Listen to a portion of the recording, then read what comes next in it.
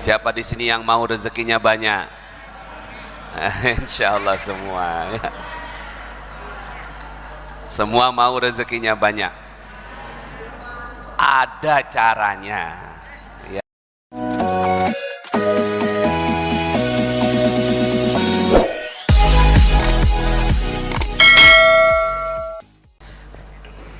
Saya dapat amanat dari guru saya untuk menyebarkan ilmu yang namanya magnet rezeki.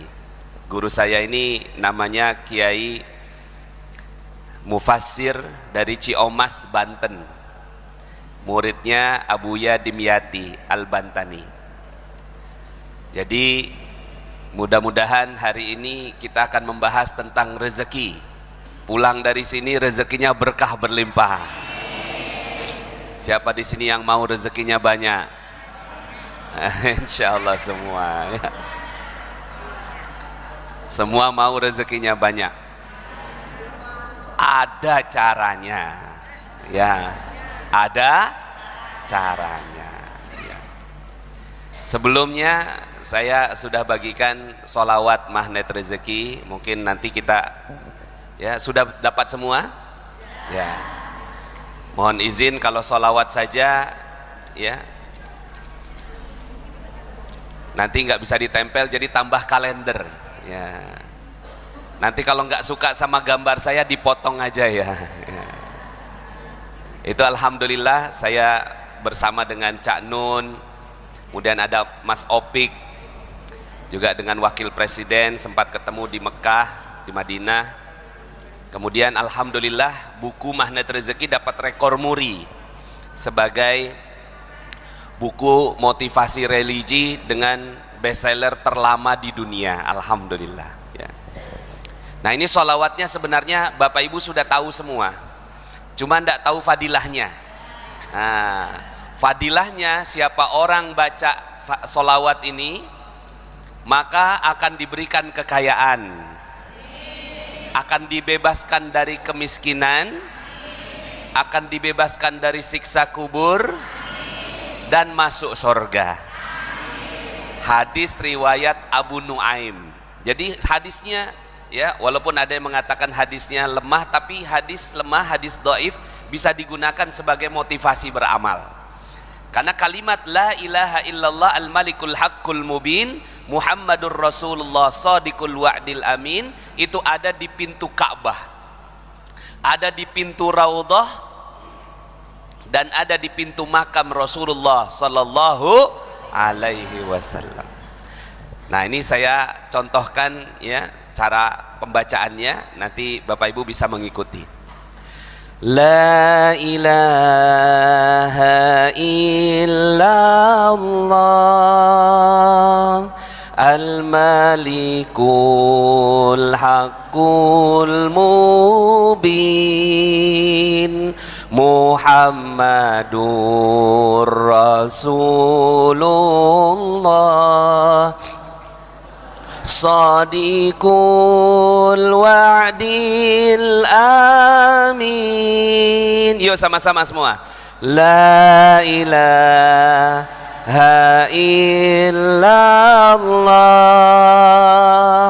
al-malikul haqqul mubin Muhammadur Rasulullah Shadiqul wa'dil amin. La ilaha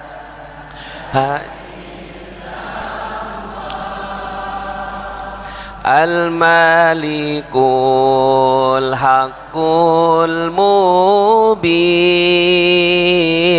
Muhammadur Rasulullah Shadiqul wa'dil amin. Ya arhamar rahimin Ya arhamar rahimin يا أرحم الراحمين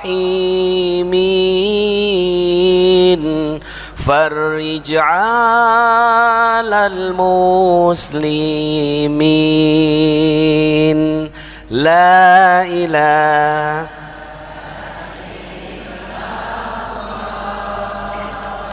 الملك الحق المبين محمد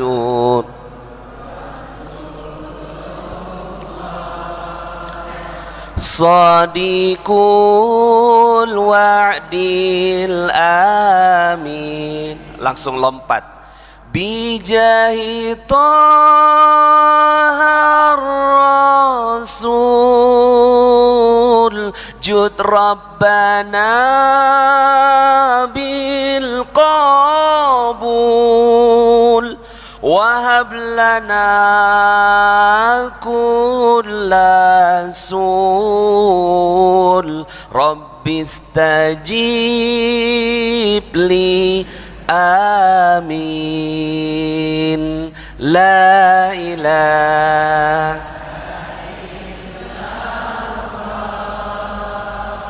Al-Malikul Haqqul Mubin Muhammadur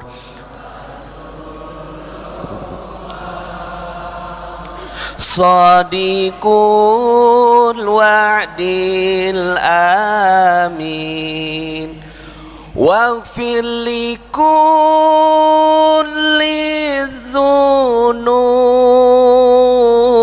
Wastur li kullil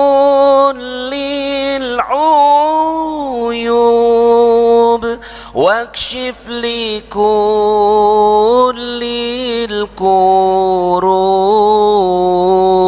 Wakfi azal mu'zin La ilaha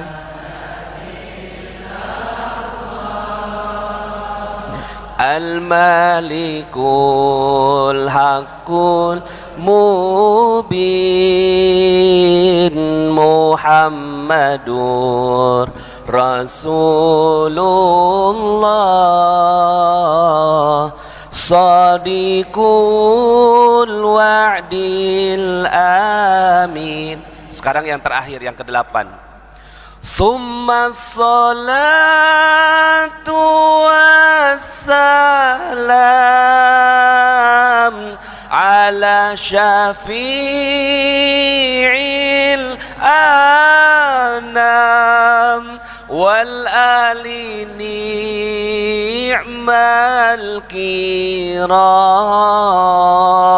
was-sahbi wat-tabi'in la ilaha illallah al-malikul haqqul mubin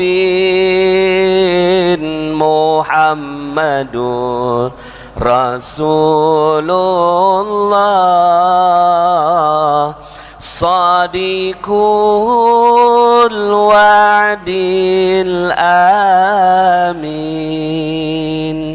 Allahumma salli wa sallim wa barik alaih.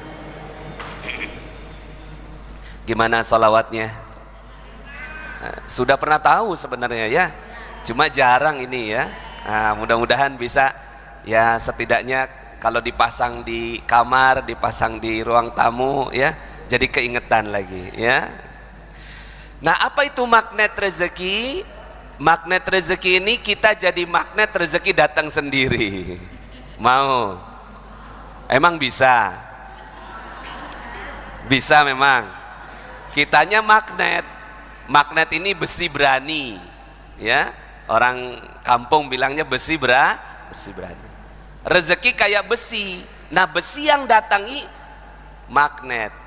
Kalau kita sudah jadi magnet, insya Allah kemana-mana rezeki datang. Amin. Memang ada ilmunya, ada. Ada di dalam Al-Quran surat Ali Imran, surat 3 ayat 37. Surat berapa? Ali Imran atau surat ketiga ayat 37. Bunyinya begini. A'udzubillahi minasyaitonirrajim. Kullama dakhala 'alaiha Zakaria al-mihrab wajada 'indaha rizqan. Qala ya Maryam anna laki hadza. Qalat huwa min indillah. Inna Allaha yarzuqu man yasha'u bighairi hisab. Masya Allah, indah Al-Quran itu ya. Bisa dinyanyikan, lagukan, indah betul. Kullama dakhala 'alaiha, setiap Zakaria masuk menemui Maryam di mihrabnya, selalu ditemukan makanan di sisinya. Padahal Maryam enggak beli, enggak belanja, enggak masak, enggak kerja, enggak pesan GoFood. Dulu kan belum ada GoFoodnya. Heran ini Zakaria, setiap datang, makanya bahasanya kullama, setiap kali, bukan sekali-sekali, bukan kebetulan, tapi berkali-kali datang, selalu ketemu makanan di sampingnya Maryam. Padahal nggak ngapa-ngapain Maryam itu, seperti magnet bagi rezeki. Makanya di situ ada kata-katanya kullama dakhala 'alaiha Zakaria al-mihrab wajada indaha rizqa. Maka ilmunya namanya mihrab rizki. Mihrab rizki. Cuma di bahasa Indonesia kan jadi magnet rezeki. Jadi ada toh ilmunya di Al-Qur'an? Ada? Ya. Zakaria langsung mau belajar. Ya Maryam, anna laki hadza. Ini dapatnya dari mana? Qalat huwa min indillah, datang dari Allah. Kalau Allah mau kasih rezeki, datangnya secara ajaib. Itu dia. Ada dalilnya. Sekarang pertanyaannya, untuk apa ayat ini diceritakan kepada kita? Hanya dibaca? Hanya dongeng? Jangan dong. Ya. Ayat ini diturunkan oleh Allah untuk dipraktekkan. Coba tangannya begini dulu. Dipraktekkan. Untuk apa ayat ini diceritakan? Lah itu. Ya. Pagi-pagi ngaji harus gerak, Pak, ya. Sama kayak ibu-ibu di rumah punya resep masakan. Untuk apa Bu resep masakan? Bukan. Buku resep masakan untuk dinyanyikan. Ya. Suami minta makanan, "Mah, tolong bikinin nasi goreng." Nyanyi si ibu. Bahan-bahan: 1 sendok makan bawang merah. Semerdu apapun ibu nyanyi, suami lapar, Bu. Kalau resep masakan cuma dinyanyikan, jadi lucu. Betul?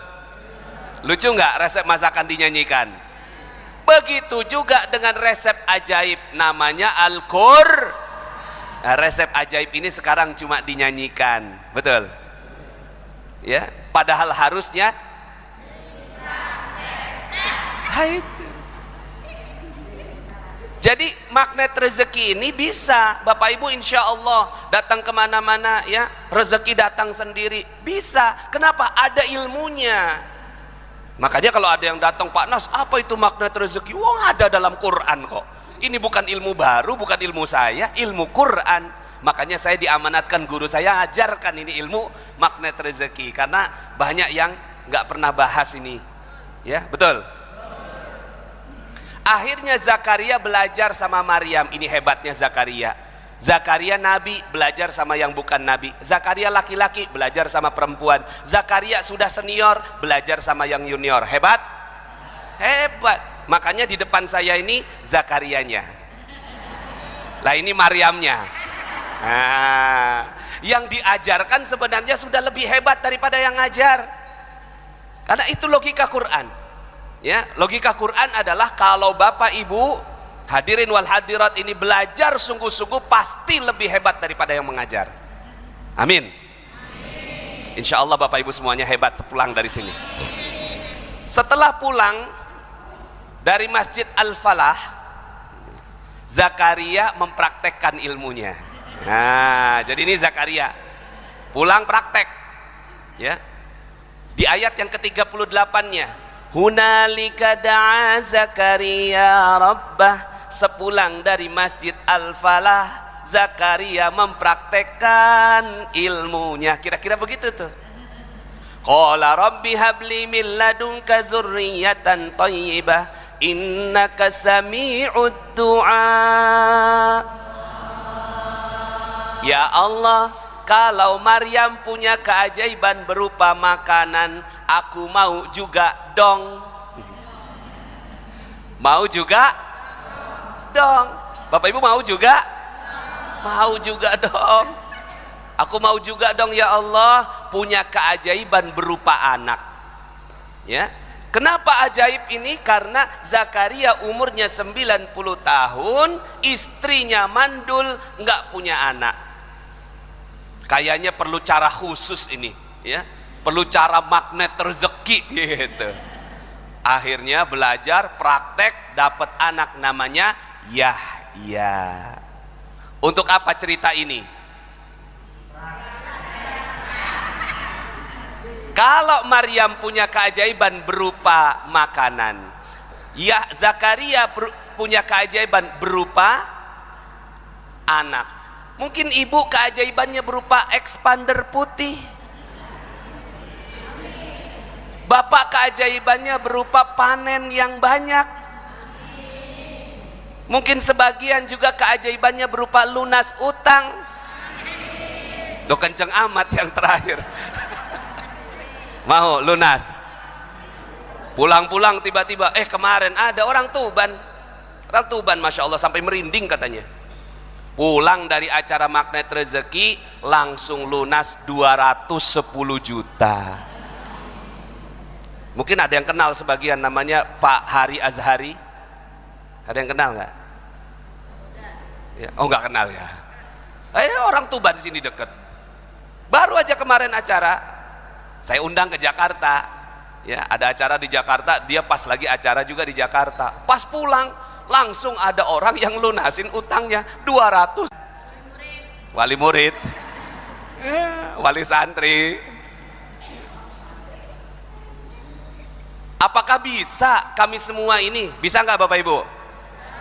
Siapa yang mau dulu deh, mau dulu. Yang mau hidupnya ajaib boleh angkat tangan.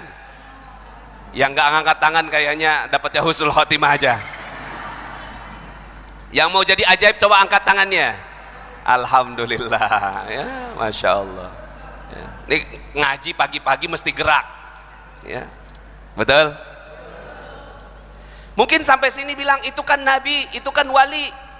Ada nggak contoh yang lain Ustadz? Ada. Dalam surat An-Naml 27, ketika Nabi Sulaiman bertanya kepada jamaah Masjid Al-Falah. Nah, kira-kira begitulah. Ini Nabi Sulaimannya kira-kira. Ya, ini murid-muridnya. Apa kata Nabi Sulaiman? Wahai murid-muridku, kan kalian sudah belajar ilmu agama, kan kalian sudah belajar ilmu keajaiban. Betul? Betul, Nabi Sulaiman. Oke, sekarang aku mau tes, gitu kan. Siapa yang bisa pindahkan istana Ratu Bilqis dari Tuban ke Aceh? Istana Ratu Bilqis dari Tuban ke Aceh, Masya Allah. Angkat tanganlah seorang muridnya namanya Ifrit. Qala ifritum minal jin ana atika bihi qabla an taquma min maqamik. Aku Ifrit dari kalangan jin, kata Ifrit, aku bisa pindahkan istana itu dari Tuban ke Aceh dalam waktu 2 jam. Kira-kira gitu, sebelum berdiri dari tempat duduk. Ya saya akan duduk paling maksimal 2 jam. Halo? Hebat? Cerita ini untuk apa?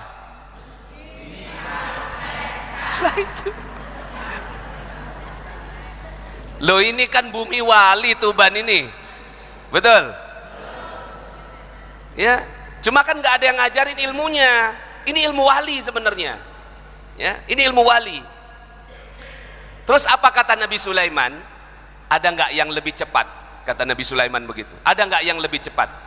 Itu aja 2-3 jam pindahkan istana, itu hebat sekali. Tapi Nabi Sulaiman bilang, siapa yang bisa lebih cepat? Angkat tangan orang tak dikenal. Nobody. Orang yang nggak dikenal. Ngajinya paling pojok. Ya. Jamaah Al-Falah itu. Ya. Datangnya paling terakhir. Qala alladhi indahu ilmun minal kitab ana atika bihi qabla an yartadda ilaika tarfuk. Berkatalah orang yang tidak dikenal tapi dia sungguh-sungguh belajar. Oh berarti ada ilmunya. Betul nggak? Nggih. Nggih. Berarti ada ilmunya. Orang tidak dikenal tapi ilmu minal kitab, belajar ilmunya dari kitab. Berarti ilmu wali itu ada. Wali bukan cuma untuk didatangi, ya, baca doa di kuburnya, tapi untuk makanya saya senang ngisi di Tuban ini. Kenapa? Walinya paling banyak. Betul.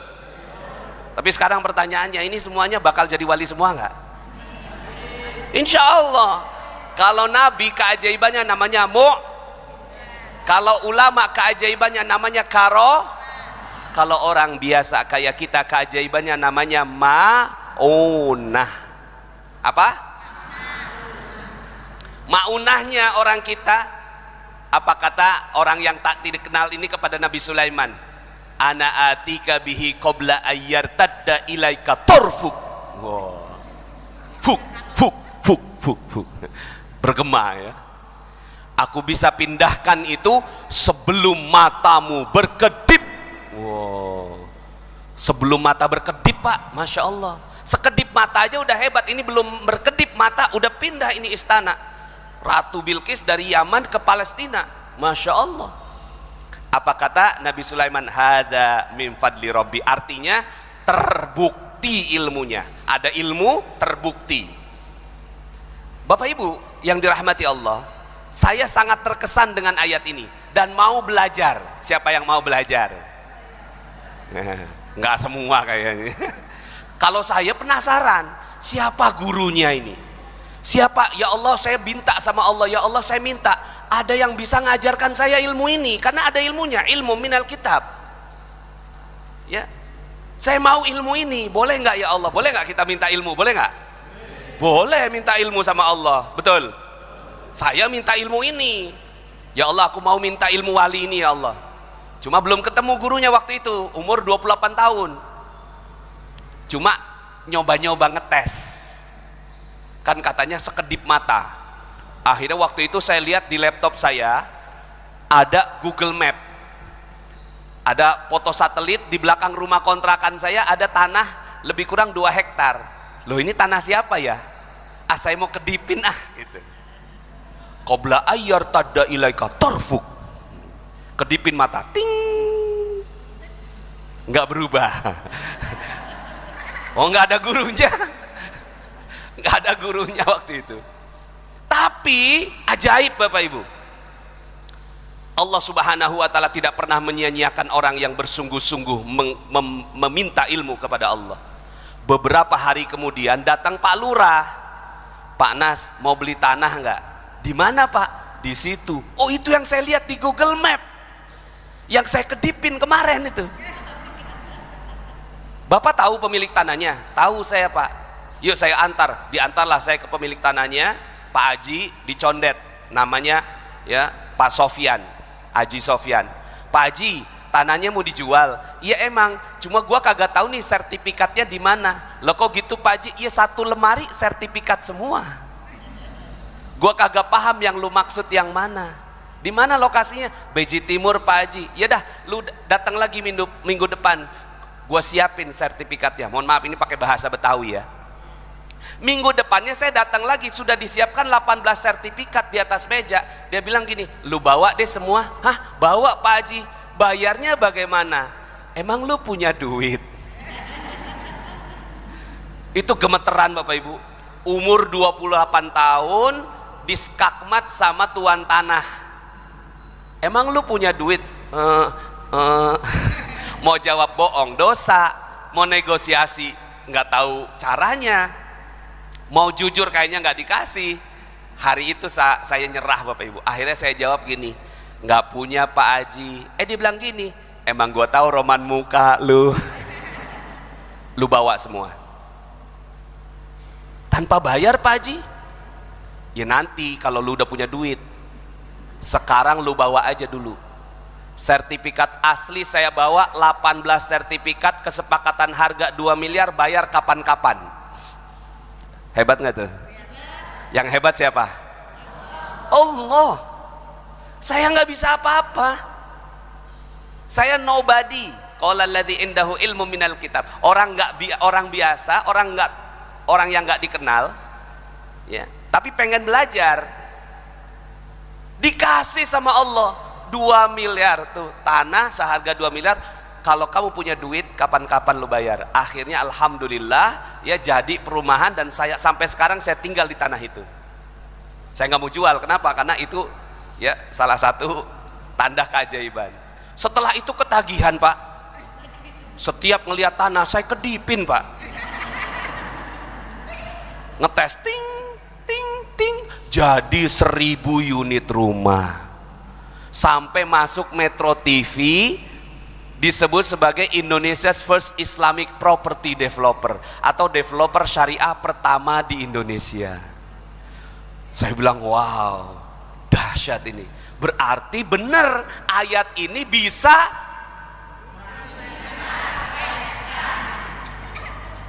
berarti bisa ya. Akhirnya saya ngaji, cari ilmu, cari guru, dapat akhirnya alhamdulillah ya. Itu tadi yang saya sebut, Kiai Mufasir di Ciomas, Banten, muridnya dari Abuya Dimyati Al-Bantani. Saya belajar sama beliau, susun ilmunya. Saya minta izin sama beliau untuk menyusun namanya magnet rezeki itu. Beliau alhamdulillah mengizinkan, dan akhirnya saya buatlah buku itu. Jadi Masya Allah, akhirnya semua orang bisa. Mau tahu ilmunya? Mau tahu caranya? Setelah itu Bapak Ibu, saya pengen banget umroh. Saya bukan ustadz sebenarnya, saya ini jurusannya kimia. Cuma ya kalau ngajar ngaji iya, tapi bukan ustadz untuk ngajar untuk pergi umroh. Tapi kalau kita udah nyebut Pak, udah nyebut nih, ya Allah aku mau pergi umroh berkali-kali. Kalau udah nyebut, magnet rezekinya jadi, ilmunya dipraktekkan, alhamdulillah 36 kali pergi umroh. Yang hebat siapa? Allah. Saya nggak bisa apa-apa ya. Saya pengen keliling dunia. Bapak Ibu mau keliling dunia? Saya nggak tahu kenapa tuh kepengen. Saya ngetes nih ilmu ini. Ya Allah, pengen deh keliling dunia ya. Qabla ayyar tadda ilaika torfuk 30 negara lebih. Alhamdulillah. Siapa yang hebat? Saya nggak bisa apa-apa. Maka kalau saya nggak bisa apa-apa, yang hebat adalah Allah, maka Bapak Ibu juga bisa semuanya. Mau belajar? Mau jadi ajaib? Saya tantang Bapak Ibu semua, jangan cuma tinggal di bumi wali. Sekali lagi, jangan cuma tinggal di bumi wali, jadi walinya sekalian. Siap? Kalau nggak jadi wali, di bawahnya maunah, dapat maunah. Sebelum saya kaji, kita sholawatan sebentar. La ilaha illallah al-malikul haqqul mubin Muhammadur Rasulullah Sadiqul wa'dil amin walaysa narju siwak fadrik ilahi darak qabla al-fana wal halak ya'ummud dunya wa din la ilaha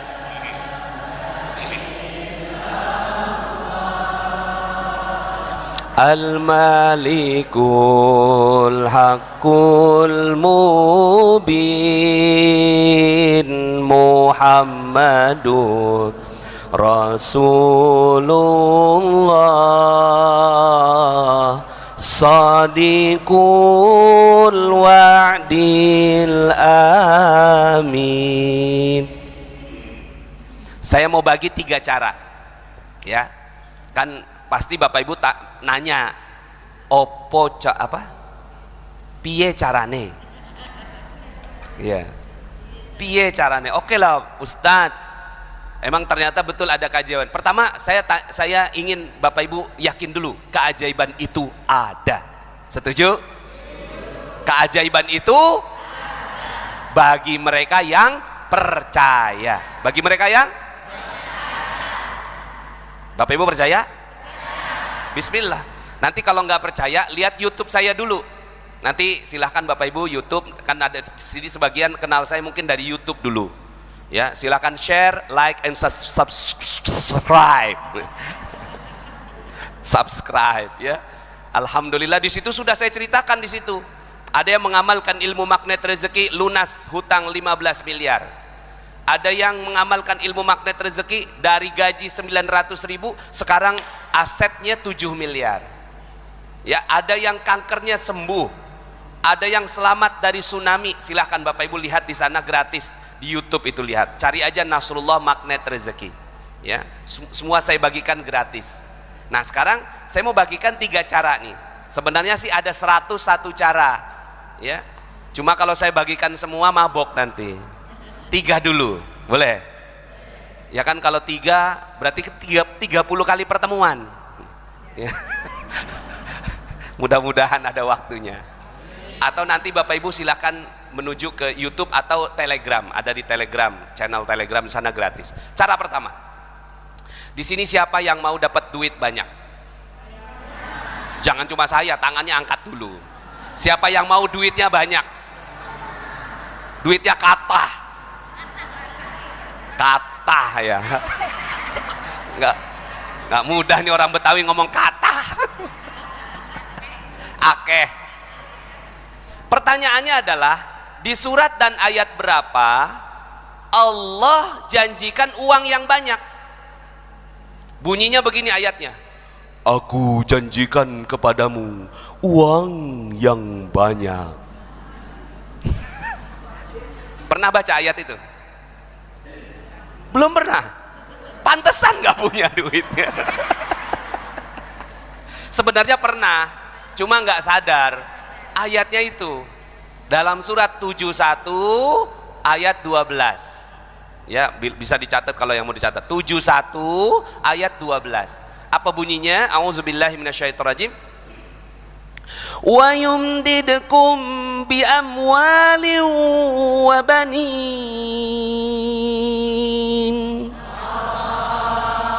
Wa yumdidkum bi amwalin wa banin wa yaj'al lakum jannatin wa yaj'al lakum anhara. Aku janjikan kepada kalian uang yang banyak. Nah itu belum pernah baca ya. Nah itu ayatnya. Ya. Cuma memang Jarang yang bahas begini, jarang. Pernah Bapak Ibu, Bapak-bapak di sini, khotib Jumat ngomong begini, Ma'asyiral muslimin, sidang Jumat yang dirahmati Allah. Hari ini khotib akan berbicara tentang uang yang banyak. Belum pernah ya? Lah ini makanya kajiannya di Ahad pagi, karena Jumat nggak mungkin. Ya. Ini ayatnya, wa yumditkum bi amwalin, akan Allah tambahkan harta yang banyak, wa banin, anak-anak, wa yaj'al lakum jannatin, diberikan kebun-kebun, wa yaj'al lakum anhara, dan kebunnya terjamin karena ada sungai di sampingnya, pasti panen. Ya.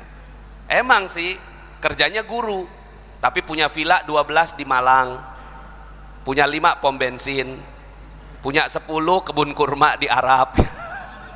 Lah itu kejadian di Depok. Kejadian di Depok, ada guru ngaji punya kubah emas. Pernah dengar? Pernah dengar? Di Depok, makanya saya bangga sekali sama Depok. Ya, saya sekarang tinggalnya di Depok. Lahir Jakarta, tinggal di Depok. Karena di sana ada salah satu keajaiban Allah, guru ngaji punya ya kebun minyak di Arab. Hasilnya bikin masjid kubah emas sendirian dia bangun. Ya. Bapak Ibu mau nggak kayak gitu? Ada ilmunya, ya. Kalau orang Barat pengen dapat duit banyak, mereka bagaimana caranya? Kerja. Mau lebih banyak lagi kerja lebih keras, mau lebih banyak lagi kerjanya lebih cerdas, mau lebih banyak lagi kerjanya menindas. Lah itu orang Barat, ya. Lah di ayat itu ada caranya. 12 itu janji, caranya di 10, ya. Ditarik 2 ayat ke atas ya. Jadi 71:12 itu adalah janji Allah, 71 ayat 10 caranya. Piye carane? Fakultu astaghfiru rabbakum innahu kana ghaffara yursilis samaa alaikum midrara. Kalau mau uang yang banyak, beginilah caranya, yaitu cukup minta ampun kepada Allah. Loh, cuma minta ampun Pak Ustadz? Ya, cukup minta ampun. Percaya nggak nih? Kayaknya nggak percaya. Ustadz, emang bisa cuma minta ampun? Jangan percaya, tapi praktekin. Coba saya mau tanya sama ibu-ibu di sini, Bu,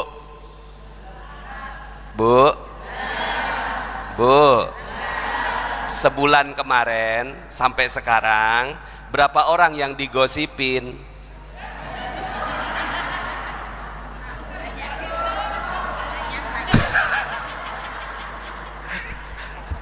Nggak kehitung ya? Banyak ya? Dalam 1 bulan ya? Sekarang saya mau tanya sama ibu, tahu nggak kalau gosip itu dosa? Tahu. Tapi kok terus ya? Ini Pak, begini nih, bapak-bapak kerja keras dari pagi sampai sore, pagi sampai malam, berpeluh keringat, ya, membuka sawah, ya, nanam, ya, dipupukin itu sawahnya. Kenapa kok nggak panen-panen ya? Itu ibaratnya mobil, bapaknya ngegas, kok mobil nggak jalan-jalan, ternyata ibu narikin rem tangan. Rem tangan itu namanya dosa. Gosip 1 sek ya naik tuh, gosip yang kedua reg ya, gosip yang ketiga makin kenceng, gosip yang keempat ampe ya ketarik banget tuh, 100 kali gosip ya kagak bisa jalan mobilnya, Bu. Halo. Kalau ditanya halo jawabannya hai, halo. Nah, gimana caranya supaya mobil jalan, Pak? Gampang kan? Lepaskan rem tangan. Lepaskan rem tangan. Setelah dilepaskan rem tangan, berani nggak ngegasnya sampai kenceng? masih di garasi nih, rem tangan udah dilepas, langsung ngegas tuh, wung gitu, berani? Udah nggak berani. Makanya orang yang udah magnet rezeki kerjanya cuma pelan. Sekarang kita kerja terlalu keras. Kenapa? Kerjanya sambil ngegas sambil ngerem, makanya jadi kerja keras. Halo. Maka kata Allah, fakultu astaghfiru rabbakum, maka ajarkan kepada orang yang mau mobilnya jalan, lepaskan rem tangannya. Rem tangannya namanya gosip, digosok makin sip. Mana ada digosok makin sip, digosok makin nggak jalan mobilnya. Nah, siapa yang mau dapat keajaiban? Siapa yang mau praktek? Pulang dari sini ibu-ibu langsung praktek. Mau? Bagaimana cara prakteknya? Cara prakteknya, teruslah bergosip.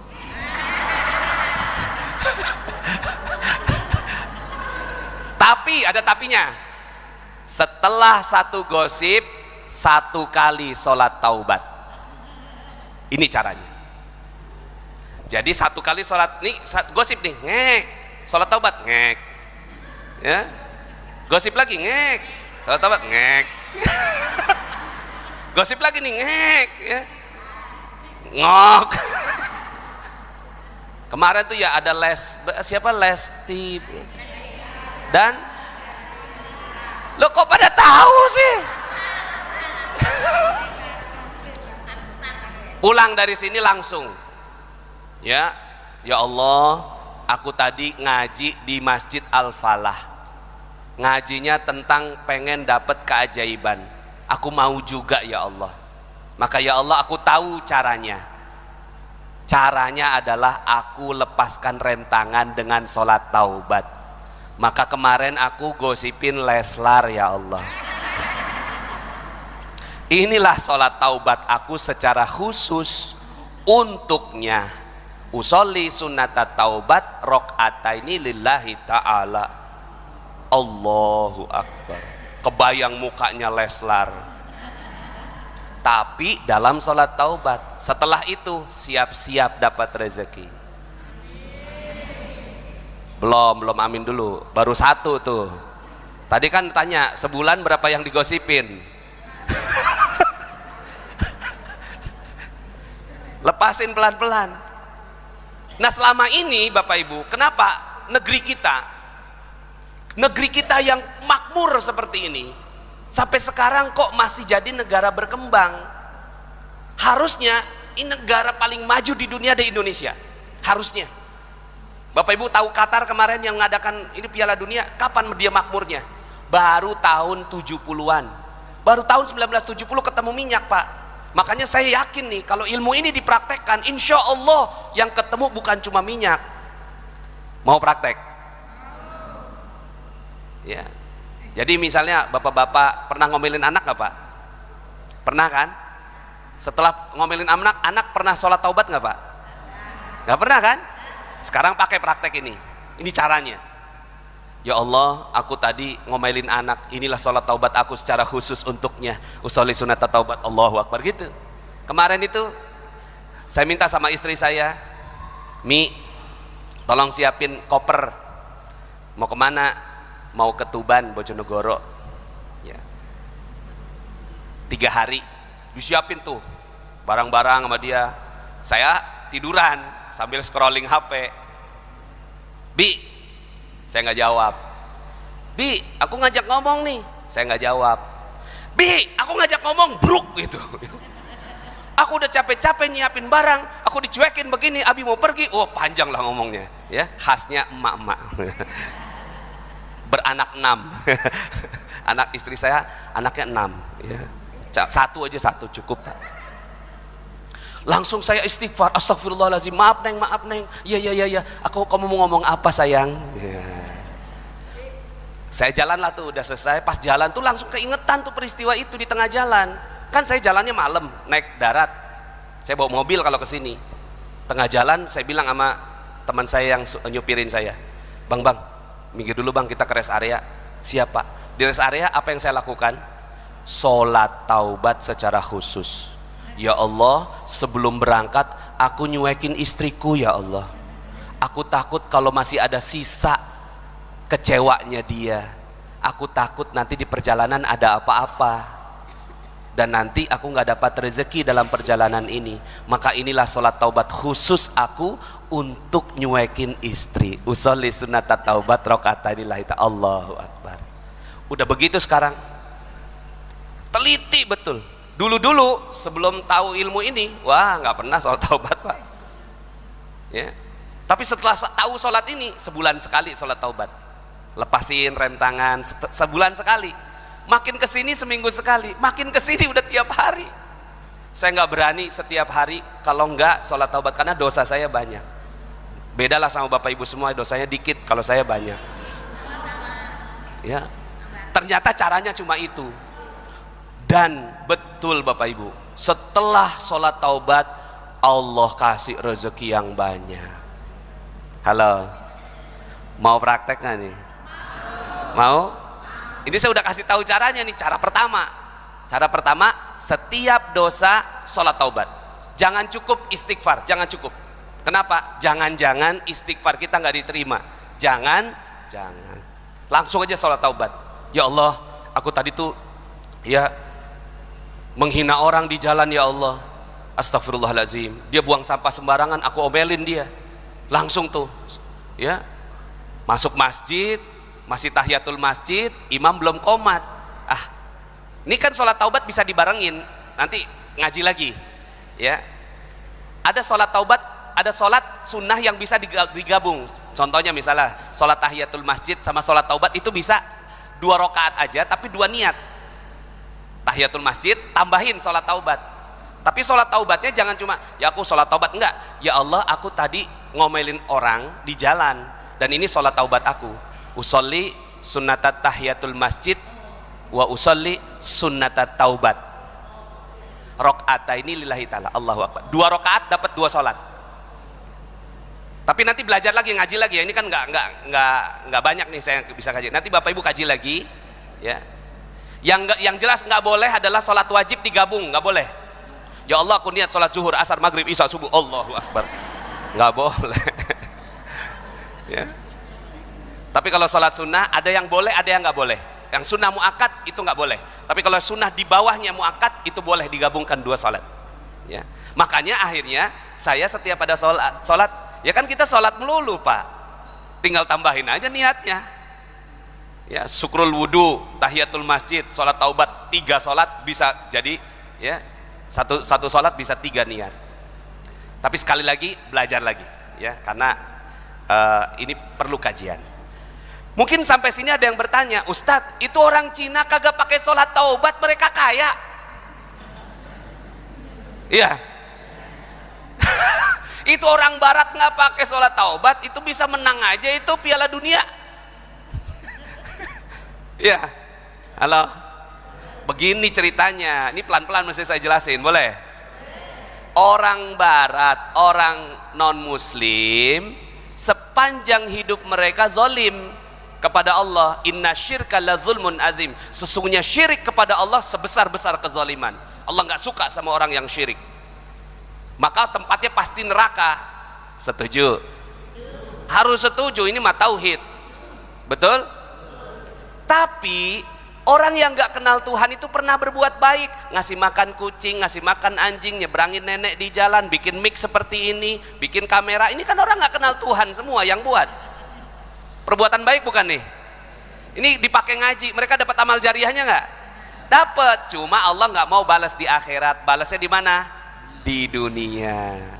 Supaya Allah nggak punya hutang ketika di akhirat. Selesai. Makanya jangan heran, biasa aja gitu ngelihat orang nggak kenal Tuhan, ya nggak pakai sholat mereka kaya, biasa aja karena itu kasih sayang Allah kepada mereka. Adil Allah. Tapi kita orang yang tinggal di bumi wali ini setiap harinya berbuat baik. Asyhadu an la ilaha illallah. Tidak ada perbuatan baik yang paling dicintai Allah kecuali la ilaha. Kita udah sepakat 9 kali minimal kita bersyahadat, minimal yang sholat wajib. Tapi pernah nggak kita buat dosa? Salah, alpa, lupa, lalai, pernah? Maka Allah maha membalas nggak perbuatan salah? Maha membalas nggak perbuatan salah? Dibalasnya di mana? Untuk orang yang sebaik Bapak Ibu semua, Allah nggak tega ngebalasnya di akhirat, nggak tega Allah. Makanya dibalasnya di dunia berupa nggak panen, berupa gaji nggak naik, berupa bensin naik terus, berupa harga-harga naik nggak bisa kebeli karena jadi ilmunya beda. Udah deh, pokoknya jangan pakai ilmu barat, pakai ilmunya Al-Quran. Setuju? Mulai dari sekarang teruslah bergosip. Oh, udah nggak mau. Masya Allah. Karena bapak-bapak, Pak, kalau saya bilang jangan gosip, mereka marah, Pak, karena itu habitat mereka. Tapi kalau saya bilang teruslah bergosip, tapi konsekuensinya setelah gosip langsung nggak panen, ya, langsung harga-harga tinggi. Itu harga-harga naik karena gosip loh. Betul nggak? Kemarin ya di Bojonegoro itu ada satu kampung ketika terik matahari nanam tembakau dengan harapan bisa panen. Sebelum panen udah hujan, betul? Ada kejadian begitu. Sekarang saya mau tanya, yang bikin nggak panen cuaca atau dosa? Udah tahu sekarang jawabannya. Betul? Bukan karena jangan salahin cuaca. Cuaca mah pasti baik. Yang nggak baik dosa.